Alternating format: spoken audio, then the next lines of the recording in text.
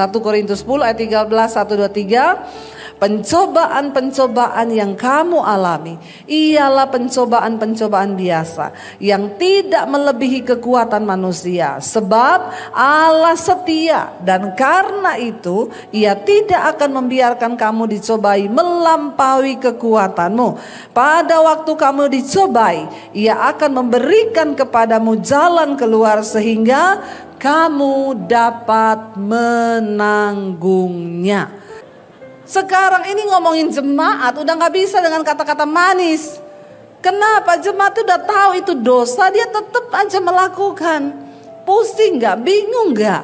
Ya makanya saya bilang, Bapak ngerti firman Pak. Lo bener Alkitab bilang Tuhan tuh menghajar orang yang dikasihinya. Dianggap anak dihajar kau Pak. Kalau udah gak dianggap anak Pak, ya bersinarlah kau di hotel sana. Mati kau di hotel, serangan jantung. Habis itu masuk kau neraka, langsung takut dia. Handphonenya langsung ditutup saudara. Mari kita mengerti kebenaran ya. Kenapa Tuhan mengingatkan kepada kita dalam kisah hidup bangsa Israel. Jangan kita melakukan percabulan. Ya seperti yang dilakukan oleh beberapa orang dari mereka. Sehingga pada satu hari telah tewas 23.000. Bayangkan loh, dalam waktu satu hari. Prediksi-prediksi tentang gempa, prediksi-prediksi tentang hal-hal yang menakutkan ada di depan mata kita. Bagaimana kita menyiasatinya? Katanya Bu, itu yang memprediksi Turki gempa kemarin, dia lagi prediksi bahwa Indonesia juga akan mengalami sesuatu yang akan mendatangkan kematian yang banyak. Saya cuma bilang, ya kita harus percaya bahwa Tuhan itu juga Tuhan yang murka. Jangan cuma percaya, oh Tuhan mengasihi, biarpun saya berdosa, biarpun saya ini bersinah, saya selingkuh, Tuhan itu Tuhan yang mengasihi. Hati-hati saudara. Sekarang banyak pengajaran-pengajaran yang mulai melenceng, ya menggampangkan kasih karunia Tuhan begitu. Ya kalaupun kita berdosa Tuhan itu tahulah, Yesus saja mati bagi dosa kita. Masa sekarang kita berdosa terus kita nggak masuk surga? Kenapa di dalam kisah ini dicatat mati 23.000 orang dalam waktu satu hari saudara. Itu untuk membuka mata kita. Kita sudah membaca di atas tadi judulnya Israel sebagai suatu peringatan. Supaya kita tahu bahwa Allah kita cuma bukan Allah yang mengasihi saja. Tapi dia juga bisa menjadi Allah yang murka. Sebab dia membenci dosa. Nah kalau manusia diingatkan untuk bertobat tidak mau bertobat malah memilih terus hidup di dalam dosa, ya murka itu bisa terjadi. Ya kalau tiba-tiba ada sesuatu yang terjadi, ya kita nggak bisa bilang oh itu kebetulan, Tuhan yang pegang kendali atas segala sesuatu dan Dia yang berdaulat. Dan bagian kita hari ini saya bilang hidup dalam kekudusan aja, mendengarkan banyak berita-berita hari-hari ini memang harusnya kita waspada. Mari berjaga-jaga, tidak main-main. Kita ada di hari-hari yang terakhir. Iman kita harus semakin serius dengan Tuhan. Tinggalkan dosa Bapak Ibu. Jangan bermain-main dengan dosa. Sebab bukan orang sembarangan yang akan masuk ke sorga. Hanya orang-orang yang mau berjuang terus hidup dalam kekudusan. Mencari perkenanan Tuhan. Mereka yang akan mengalami sorga yang mulia itu. Karena tidak semua orang Kristen masuk sorga. Mari yang hari ini engkau selingkuh, engkau hidup dalam kenajisan, anak-anak muda, buang dan tinggalkan semua itu supaya kita mendapat perkenanan di mata Tuhan. Lalu dikatakan ayat yang ke-9, dan janganlah kita mencobai Tuhan seperti yang dilakukan oleh beberapa orang dari mereka sehingga mereka mati dipagut ular. Ya, jangan mencobai Tuhan. Hidup menurut takaran iman yang diberikan kepada kita saudara. Sehingga hidup ini kita bisa menata, ya mencobai Tuhan itu apa ya? Ya saya suka berkata begini saudara, ada orang-orang yang tidak pakai logika dalam hidup ya. Mencobai Tuhan. Gajinya 5 juta ya, dia ambil mobil cicilannya 6 juta. Belum kehidupan yang lain, belum kehidupan yang lain. Kebanyakan orang Kristen itu masuk di dalam pencobaan dan persoalan dalam hidup itu karena kebodohannya. Kita punya Tuhan kita punya hikmat Tuhan. Mari kita berdoa. Bagi anak-anak muda, jangan engkau mencobai Tuhan. Sudah tahu pacaran sama laki-laki merokok, mabok, sukanya dugem, tapi dia ganteng, tapi dia begini, tetap maksa. Alkitab sudah berkata, jangan menjadi pasangan yang tidak seimbang dengan orang yang tidak percaya. Ya, kalaupun dia, tapi dia Kristen Bu, tapi kalau engkau lihat tanda-tandanya seperti itu, jangan engkau mencobai. Ada yang telepon, Bu saya sudah tunangan, tapi ternyata tunangan saya ini gak takut Tuhan. Ya, dia tuh sukanya dugem, malah kasar ya sama saya aja kalau kata-katanya begini-begini. Saya bilang, ya kalau mau konseling sama saya ya dengar saya, putus aja. Ya, dia belum menikah udah seperti itu. Ya tapi gimana Bu, saya sudah terlanjur cinta. Ya silakan, kalau kamu mau bayar harga yang tinggi, masuk aja dalam pernikahan. Ya tapi jangan konseling sama saya lagi. Ya, Tuhan sudah kasih kita firman. Ikutilah petunjuk firman itu. Jangan engkau mencobai Tuhan, tidak menguasai diri menurut ukuran firman Tuhan. Ayat yang ke-10 dikatakan di sana, dan janganlah bersungut-sungut seperti yang dilakukan oleh beberapa orang dari mereka, sehingga mereka dibinasakan oleh malaikat maut, saudara. Dosa bersungut-sungut ini yang luar biasa. Saya berdoa jemaat di sini tidak ada yang bersungut-sungut. Tiap hari semua mengucap syukur. Katakan, lawannya bersungut-sungut adalah bersyukur. Orang yang suka bersungut pasti tidak mau bersyukur. Orang yang rajin bersyukur pasti tidak mau bersungut-sungut. Hidup ini dijalani, ndak usah banyak bersungut. Karena sungut-sungut itu memperlama perjalanan kita. Perjalanan bangsa Israel dari Mesir menuju ke tanah Kanaan itu harusnya cuma beberapa hari jalan kaki. Tapi menjadi 40 tahun karena mulut mereka itu loh, bersungut-sungut. Loh saudara, ini tinggal 1 hari mereka mau masuk ke tanah perjanjian. Tapi mereka bersungut-sungut mau melempari Musa dengan batu. Mereka berkata, kenapa Musa membawa kita ke sini? Itu di sana bangsa itu besar orangnya, kita mau masuk, ya kita pasti mati di sini. Mending kita ganti Musa aja, kita cari orang lain, lalu kita bawa lagi diri kita kembali ke Mesir. Ngapain kita memasuk tanah itu? Mulut mereka tuh bersungut-sungut. Enggak pernah berkata, Tuhan kami bersyukur, kami percaya Tuhan yang sudah memberikan janji dan kami akan masuk ke tanah itu. Tapi mulutnya bersungut-sungut. Nih ibu-ibu nih biasanya suka bersungut-sungut. Tapi ibu-ibu di sini tidak ngaku. Ya, hati-hati ibu-ibu ya, jangan kita banyak bersungut. Ya, kita harus mendukung suami. Ya, suami punya uang, ya disayang. Suami gak punya uang ditendang, disayang juga ya. Dukung suami, berikan dia dukungan ya. Kita saling mendukung. Gak apa-apa Pak, mungkin ya hari ini rezekinya sedikit, tapi percayalah kita punya Tuhan yang luar biasa. Tuhan itu pasti sanggup memberkati. Ya, saya tuh dulu saudara waktu hidup dengan suami saya, kami ini ya kalau dibilang mulai itu bukan dari nol lagi, dari min kita ini mulai. Ya, saya tahu saya diciptakan sebagai seorang penolong. Wanita kita diciptakan sebagai seorang penolong. Saya dulu kami ya suami saya bikin percetakan. Distributornya itu semua pendeta-pendeta, karena yang kita jual itu buku-buku rohani, renungan harian di seluruh Indonesia. Ya, distributornya hamba-hamba Tuhan. Tapi kalau tanggalnya sudah jatuh tempo, kita harus nyetak lagi, beli kertas lagi. Pendeta-pendeta itu belum bayar.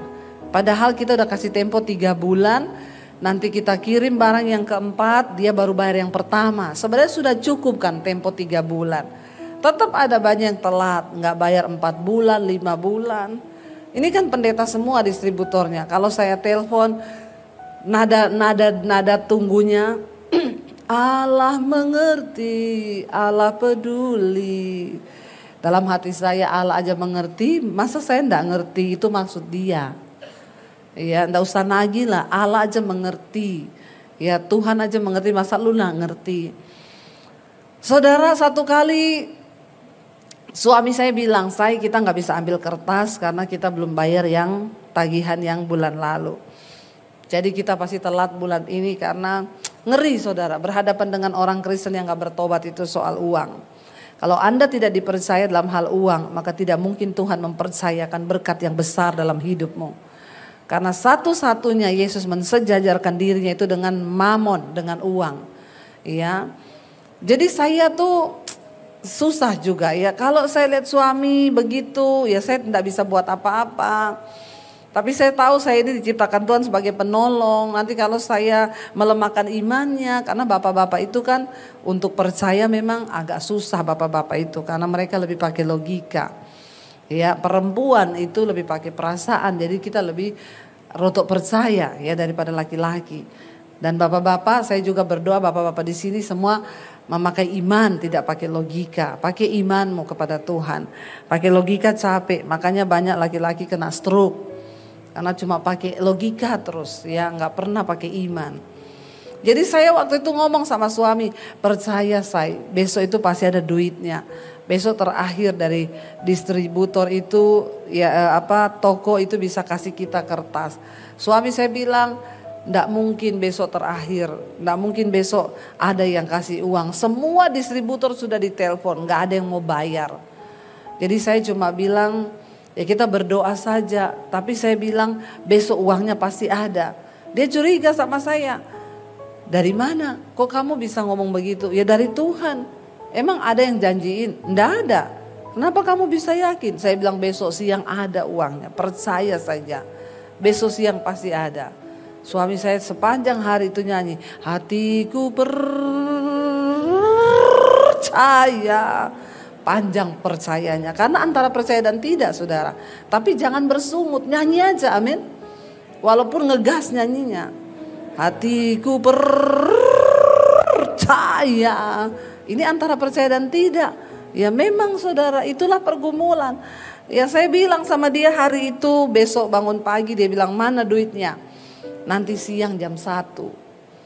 Siapa yang janji sama kau? Dia bilang. Gak ada yang janji, Tuhan yang janji. Saudara, ya malam itu sebelum malam itu ya semalam sebelumnya dia tidur, saya tuh doa loh, saya nangis sama Tuhan. Tuhan, tunjukkan mujizat-Mu bagi kami Tuhan. Saya gak mau bersungut, tapi saya percaya dalam ucapan syukur pasti ada berkat. Besok saya minta, gak tahu gimana caranya. Ada distributor lah yang Tuhan gerakkan untuk bayar. Karena saya sudah telepon semua distributor, mereka bilang besok itu gak ada yang bisa bayar. Suami saya hari itu ngomong, gimana saya? Nanti siang saya bilang ada, duitnya ada. Dia bilang ya udah ini saya mau ke gereja dulu, mau lihat anak-anak latihan musik. Ya udah kamu ke gereja aja, nanti pulang itu kamu mampir di ATM, duitnya udah ada. Dia bilang ada yang janji? Enggak, nanti ada saya bilang. Akhirnya dia berangkat ke gereja, belum lihat anak-anak latihan, dia sudah mampir ke ATM. Lalu dia telepon saya aku depan ATM ini. Nggak ada duitnya. Lah kan saya bilang habis latihan.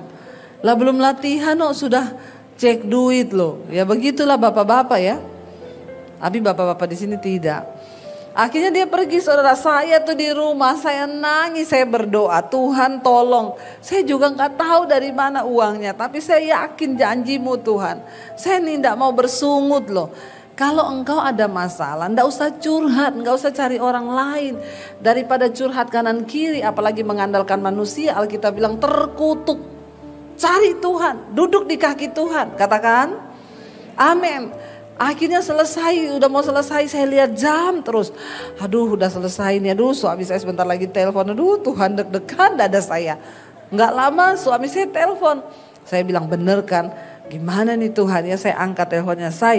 Gimana? Dia bilang aku udah di ATM ini. Gimana? Kamu janji sama distributor siapa? Nggak ada janji sama siapa-siapa. Nggak mungkin. Nggak, kenapa saya tanya. Ada duitnya? Oh ada. Oh saudara. Iya, mujizat loh.